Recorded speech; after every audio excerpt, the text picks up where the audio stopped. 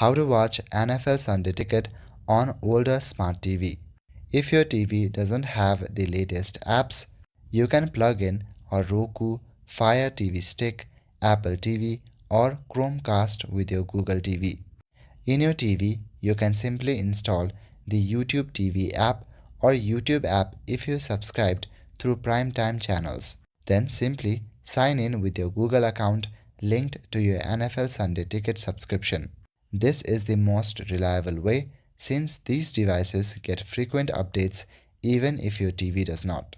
If your older smart TV supports casting or AirPlay, you need to open YouTube app on your phone, find your NFL Sunday Ticket game and tap the cast or AirPlay icon. Then select your TV and the game will stream on it.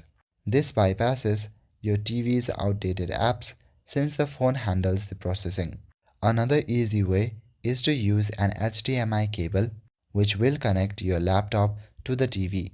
Open the game in a web browser, youtube.com or tv.youtube.com. Connect your laptop with your TV through HDMI cable. Switch your TV input to HDMI and it will mirror your laptop screen.